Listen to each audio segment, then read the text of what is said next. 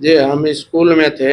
आज दिनांक 17/12/2024 को मैं स्कूल में अपना काम कर रहा था। उसी बीच में मुझे एक कॉल आया, जिसको मैंने रिजेक्ट कर दिया। फिर दूसरा कॉल किया, जिसका नंबर हम एफआईआर में दे चुके हैं। तो उनके द्वारा ये बताया गया कि मैं दिल्ली एयरपोर्ट के कस्टम अधिकारी सुमित मिश्रा बोल रहा हूँ, जिसका कोड उन्होंने दिया, जिसका डिटेल मैंने एफआईआर में दिया हुआ है। और उन्होंने बताया कि आप जो है, आपका पार्सल जो है विदेश जा रहा है, कुआलालंपुर मलेशिया का एड्रेस उन्होंने दिया, जिसके बारे में वो उन्होंने बताया कि 16 पासपोर्ट और बताया कि 58 एटीएम, और उन्होंने बताया कि जो है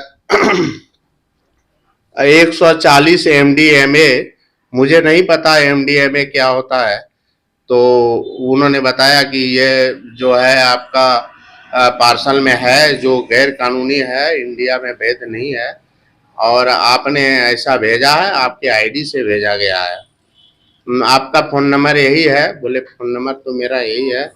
उसके बाद उन्होंने बोला कि ठीक है, हमको 2 घंटे में रिपोर्ट चाहिए, नहीं तो आपको कोर्ट के हवाले कर दूंगा। आप अरेस्ट हो जाइएगा, और आप जो है तो हम बोले कि भाई मैं 2 घंटे में दिल्ली नहीं आ सकता।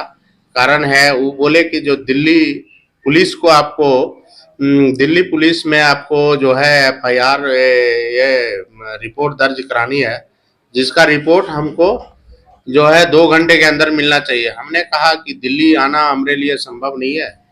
अगर यदि मैं दिल्ली आऊं तो मुझे 36 घंटे, या फिर अगर प्लेन से आऊं तो भी पता नहीं प्लेन मिलेगी कि नहीं मिलेगी। और उस परिस्थिति में मैं और चूंकि मैं स्कूल छोड़ के कहीं जा नहीं सकता, इसलिए मैंने कहा कि भाई मैं वहाँ नहीं आ पाऊंगा। तो उस परिस्थिति में उन्होंने कहा कि ठीक है, आप जो है ऑनलाइन अपना रिपोर्ट दर्ज करा सकते हैं कि आपने ऐसा नहीं किया है।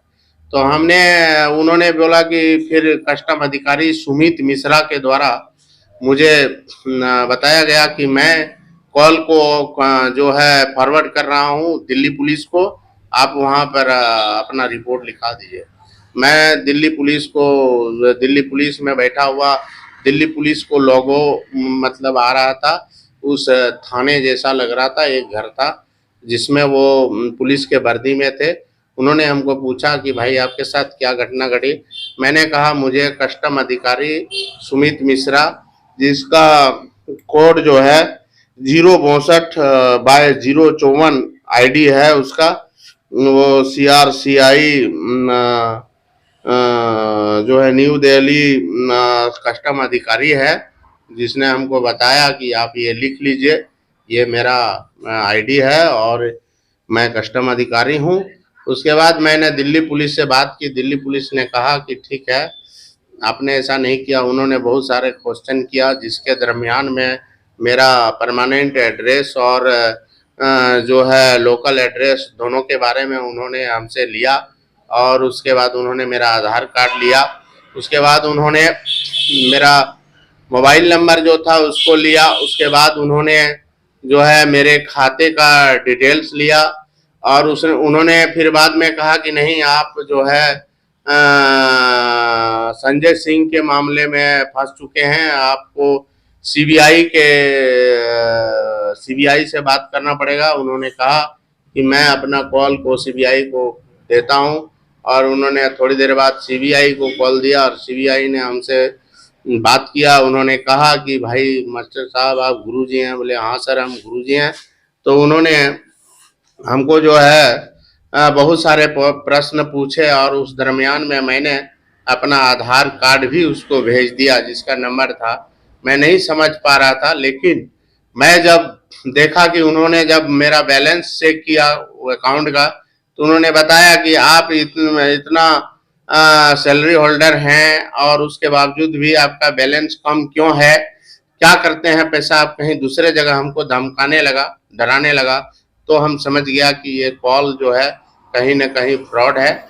और उसको मैंने जवाब दिया कि भाई मैं आपसे बात अभी नहीं कर सकता हूँ, एक तरह से मेरे साथ उन लोगों ने 2 घंटे तक बात किया और मुझे डिजिटली अरेस्ट कर दिया था। उन्होंने कहा कि ये गोपनीय तथ्य है, इसको किसी को सुनाना नहीं है, इसको गेट आप बंद कर लीजिए ऑफिस का और अंदर में आप बैठिए। मैं उसी तरह उसके बातों में आ गया। शायद हमको उन्होंने हिप्नोटाइज कर दिया था और उस परिस्थिति में जो है मैं जब मुझे थोड़ा सा भी यह आभास हुआ कि कहीं न कहीं ये गलत कर रहा है, तो उस परिस्थिति में मैंने छोड़ दिया और मैं अपना गेट खोला। फिर जो है मैं बंद कर दिया मोबाइल और उसके साथ ही जो है ना, उसके बाद उन्होंने फिर मुझे कॉल नहीं किया।